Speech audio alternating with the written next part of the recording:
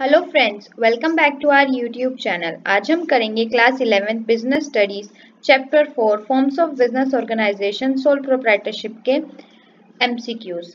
इससे पहले वाले लेक्चर्स में हमने what do you mean by sole proprietorship, its definition, its features, advantages and its limitations को स्टडी किया है।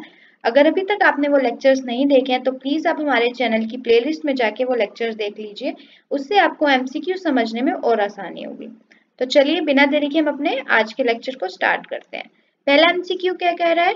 The form of business organisation in which all the activities are handled by single individual is known as.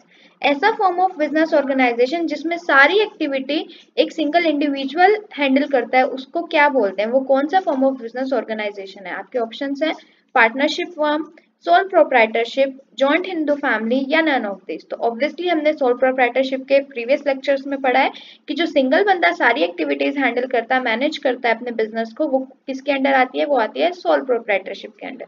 तो आपका answer कौन सा correct होगा? Option number B will be your correct answer. चलिए question number 2 पढ़ते हैं। The sole proprietorship business can be started by. जो sole proprietorship business है वो कौन स्टार्ट कर सकता है?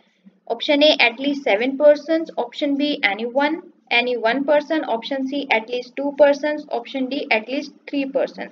तो सोल प्रोप्राइटरशिप में सिंगल इंडिविजुअल होता है तो इसका भी ऑप्शन क्या होगा? Option number be any one person. चलिए क्वेश्चन नंबर 3 पढ़ते हैं। क्वेश्चन नंबर 3 क्या कह रहा है? A sole proprietor has a limit in which of the following ability. नीचे दी गई चार ऑप्शंस में से कौन सी एबिलिटी है जिसके लिए सोल प्रोप्राइटरशिप के पास लिमिट होती है? Option A managerial, option B worker, option C owner, option D none of this. तो इसका होगा ऑप्शन नंबर ए मैनेजरियल। क्यों? क्योंकि एक सोल प्रोप्राइटरशिप को सारी एक्टिविटीज अपने बिजनेस की हैंडल करनी पड़ती हैं, जिसकी वजह से कई बार क्या होता है कि उसके डिसीजन मेकिंग क्या हो जाती है? इम्बैलेंस हो जाती है। तो इसीलिए उसके पास किस चीज की लिमिटेड एबिलिटी होती है? मैनेजरियल एबिलिटी उसके पास लिमिटेड होती है। क्वेश्चन नंबर 4 क्या कह रहा है? Sole proprietorship is most suitable for. जो सोल प्रोप्राइटरशिप है वो सबसे सुटेबल कौन से स्केल ऑफ बिजनेस के लिए? Options are small scale, medium scale, large scale और नन ऑफ दीज। तो इसका ऑब्वियसली आंसर क्या होगा? Small scale. क्योंकि सिंगल इंडिविजुअल है, उसको मुश्किल होती है इतनी सारी कैपिटल को अरेंज करने में, इतने सारी एक्टिविटीज को सिंगल हैंडल करने में। तो इसलिए वो स्मॉल स्केल बिजनेसेस सारे जितने भी होते हैं वो किसके अंडर आते हैं? हमारे सोल प्रोप्राइटरशिप के अंदर आते हैं। चलिए क्वेश्चन नंबर 5 पढ़ते हैं। The life of sole proprietorship business is. जो सोल प्रोप्राइटरशिप की लाइफ है वो क्या होती है? स्टेबल, वेरी लॉन्ग, अनस्टेबल या नन ऑफ दीज। तो इसका आंसर होगा ऑप्शन सी अनस्टेबल। अगर आपने प्रीवियस लेक्चर्स हमारे देखे हैं तो उसमें मैंने आपको बताया था कि ये इसकी सबसे बड़ी डिसएडवांटेज है कि सोल प्रोप्राइटरशिप की लाइफ जो होती है वो क्या होती है? अनस्टेबल होती है।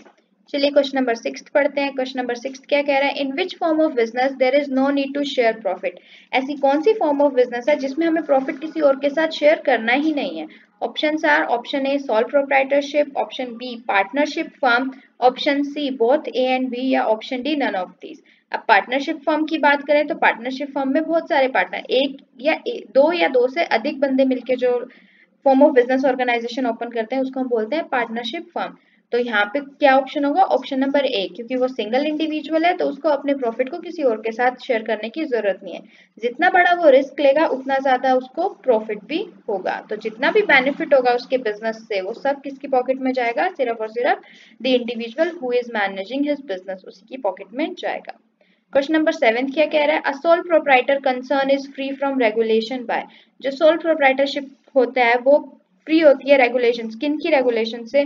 Indian contract act, private Indian law या गवर्नमेंट। तो जो सोल प्रोप्राइटरशिप है वो फ्री होती है from the regulations of government.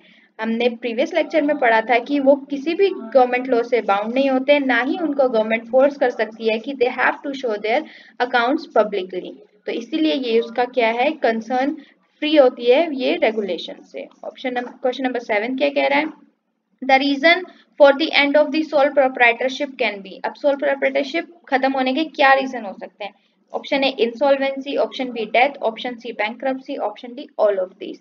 अब सोल प्रोप्राइटरशिप है, सिंगल इंडिविजुअल कर रहा है। सिंगल इंडिविजुअल कितना काम कब तक संभालेगा? अगर उसकी तबीयत खराब हो जाती है तो अब उसके बिजनेस को कौन आगे बढ़ाएगा?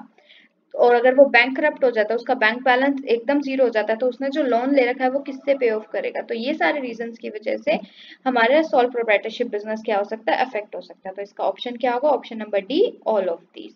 चलिए क्वेश्चन नंबर 9 पढ़ते हैं। क्वेश्चन नंबर 9 क्या कह रहा है, sole proprietorship business owner has, जो सोल प्रोप्राइटरशिप का बिजनेस ओनर होता है उसके पास क्या सबसे ज्यादा होती है, रिस्ट्रिक्टेड लायबिलिटी होती है, लिमिटेड लायबिलिटी होती है, अनलिमिटेड लायबिलिटी होती है, या नो लायबिलिटी होती है।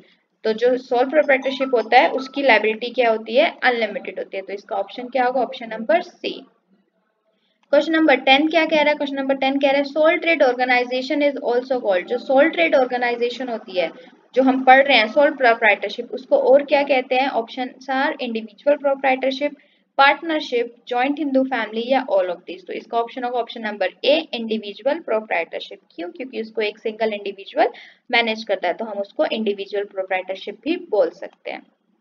क्वेश्चन नंबर 11 क्या कह रहा है, क्वेश्चन नंबर 11 कह रहा है फिल इन द ब्लैंक्स की फॉर्म में है, dash is an important as well as specific advantage of sole proprietorship. नीचे दी गए ऑप्शंस में से कौन सी एक स्पेसिफिक और इंपॉर्टेंट एडवांटेज है सोल प्रोप्राइटरशिप की। Flexibility, small capital, easy formation, incentive to work hard. वैसे तो ये सारी ही सोल प्रोप्राइटरशिप की एडवांटेजेस हैं, लेकिन सबसे इंपॉर्टेंट जो है वो है स्मॉल कैपिटल। क्यों, क्योंकि सोल प्रोप्राइटरशिप को ओपन करने के लिए, स्मॉल स्केल बिजनेस को ओपन करने के लिए as compared to other forms of business we need less capital. तो ये इसका ऑप्शन क्या होगा, option number B will be the correct answer. Question number 12 पढ़ते हैं। क्वेश्चन नंबर 12 क्या कह रहा है, enjoyment of dash profit is possible in sole trade. अब जो भी प्रॉफिट सोल ट्रेडर को होता है वो उसका मजा कौन लेता है, सिर्फ वो सिंगल बंदा ही लेता है। तो इसका ऑप्शन क्या है, ऑप्शंस क्या दे रखे हैं आपको, entire, partially, portion of, none of these. तो अब इंडिविजुअल है तो जो भी प्रॉफिट उसको होगा वो उसी की पॉकेट में जाएगा। तो इसका ऑप्शन क्या होगा, option number A, entire profit is possible in sole trade. Enjoyment of entire profit is possible in sole trade. चलिए क्वेश्चन नंबर 13 पढ़ते हैं। No separate legal entity in case of, business और बिजनेसमैन की कोई अलग entity नहीं होती। ये किस केस में होता है, सोल ट्रेड में होता है, पार्टनरशिप में होता है, या दोनों में होता है, या हर फॉर्म ऑफ बिजनेस ऑर्गेनाइजेशन में होता है। तो इसका आंसर क्या होगा, सोल ट्रेड। सोल ट्रेड के केस में बिजनेस और बिजनेसमैन की जो उसका काम है और जो व्यक्ति वह स्वयं है उसकी कोई भी सेपरेट एंटिटी नहीं होती। अगर बिजनेस की वजह से कोई लॉस होता है तो बिजनेसमैन को बेयर करना ही करना पड़ेगा। क्वेश्चन नंबर 14 क्या कह रहा है, when his business assets are not sufficient to pay off the business debt he has to pay his from his personal property। अब अगर बिजनेसमैन के एसेट्स जो है, बिजनेस एसेट्स उसको इतना प्रॉफिट नहीं दे पा रहे कि वो बिजनेस के डेट्स जो उसने उधार लिया बिजनेस को चलाने के लिए उसको पे ऑफ कर सके, तो ये हमारे ये सोल प्रोप्राइटरशिप में डिसएडवांटेज है कि he has to sell his personal items to pay off the debts. तो उसको अपने पर्सनल आइटम्स को सेल करके जितना भी उसने उधार लिया है वो अपने क्रेडिटर्स को उसको पे करना पड़ेगा। तो इस केस में इसका ऑप्शन क्या होगा, ऑप्शंस क्या दे रखे हैं, restricted liability, limited liability, unlimited liability, no liability. तो इसका ऑप्शन क्या होगा, option number C, unlimited liability. Question number 15 क्या कह रहा है, who can start a sole trade. Sole trade कौन कर सकता है, you and your best friend, your pet, anyone, या नो वन। तो इसका आंसर क्या होगा, एनीवन। कोई भी सोल प्रोप्राइटरशिप के बिजनेस को, सोल ट्रेड के बिजनेस को स्टार्ट कर सकता है। आई होप आपको ये 15 के 15 एमसीक्यूज अच्छे से समझ में आ गए होंगे और साथ ही साथ याद भी हो गए होंगे। अब हम अपनी अगले वीडियो में चैप्टर 5 को स्टार्ट करेंगे जो कि है जॉइंट हिंदू फैमिली बिजनेस। ये भी एक another form of business organisation है, इसको हम पढ़ेंगे। Thanks for watching. Please like, share and subscribe our channel for more videos.